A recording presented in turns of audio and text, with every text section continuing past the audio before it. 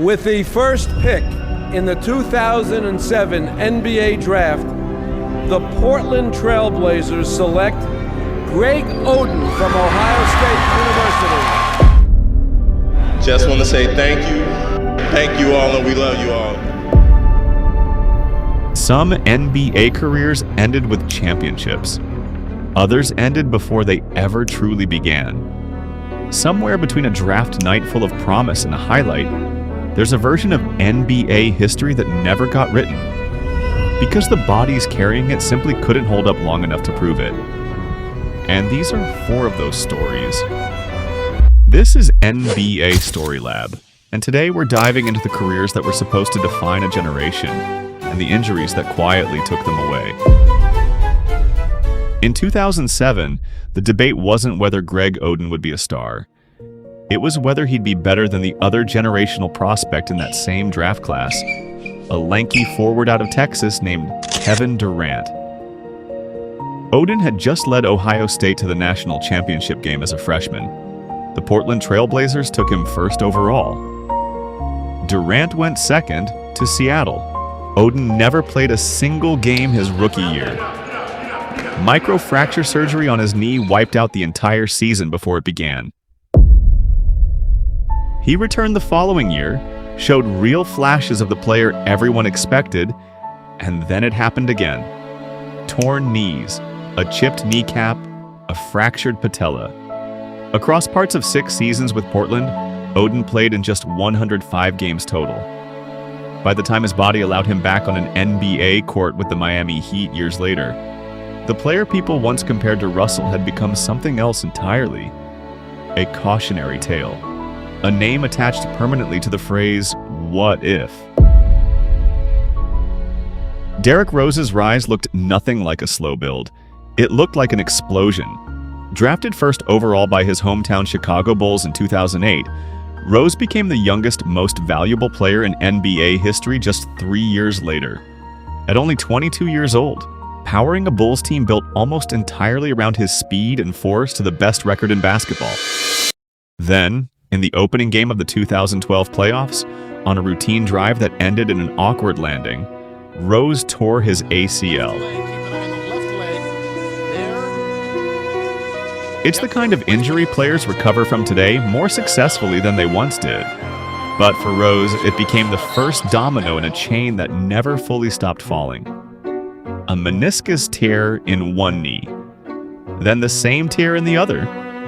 Across the following seasons, Rose kept attempting comebacks and kept getting derailed before he could fully rebuild the explosiveness that had made him the league's youngest MVP in the first place. He continued playing in the NBA for years afterward, occasionally showing flashes of his old self, enough to remind people what had been lost. But the version of Rose who terrorized defenses as a 22-year-old MVP never fully returned. Rose himself would later reflect simply on how much he wished his body had allowed him to just stay healthy. Before there was a debate about who might be the next Michael Jordan, there was Anthony Hardaway. Standing 6'7" with a point guard's vision and a shooting guard's scoring instincts, Hardaway arrived in Orlando in 1993 alongside a young center named Shaquille O'Neal, and immediately looked like one half of a partnership that could define a decade. In the 1995-96 season, Hardaway averaged nearly 22 points and 7 assists a night, carrying Orlando to the Eastern Conference Finals, even during stretches when Shaq wasn't fully healthy himself. Then, in 1997, a serious knee injury changed the direction of his career entirely.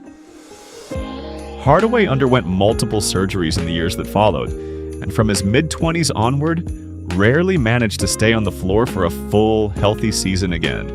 He remained a useful player for years afterward, bouncing between teams, still occasionally flashing the vision and scoring instincts that had made him a star. But the version of Hardaway once discussed as the heir apparent to Jordan himself, the player commercials had been built around, never got the uninterrupted seasons required to actually claim that mantle.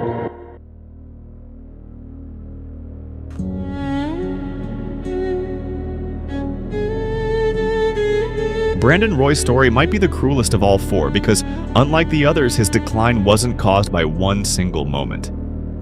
It was caused by his own knees slowly, quietly wearing down from the inside. A unanimous Rookie of the Year in Portland, Roy developed into one of the most complete shooting guards in the league by his fourth season. A three-time All-Star with a smooth mid-range game and no obvious weakness on either end of the floor. In 2009, he signed a max contract extension, a clear signal that the Trailblazers considered him their franchise centerpiece for the next decade. 8 months later, he tore a meniscus. Surgery followed on both knees.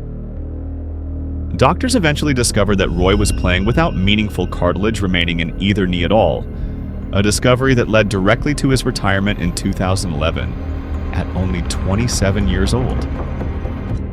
He attempted one final comeback 2 years later with the Minnesota Timberwolves.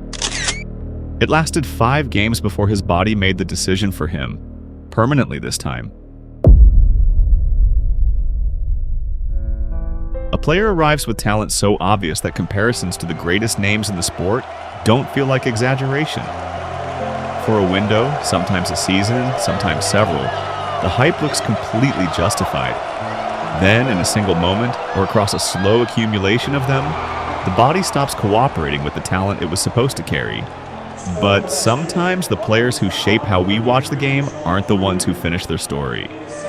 They're the ones who remind everyone watching just how much has to go right, for even the most obvious talent to actually become everything it was supposed to be.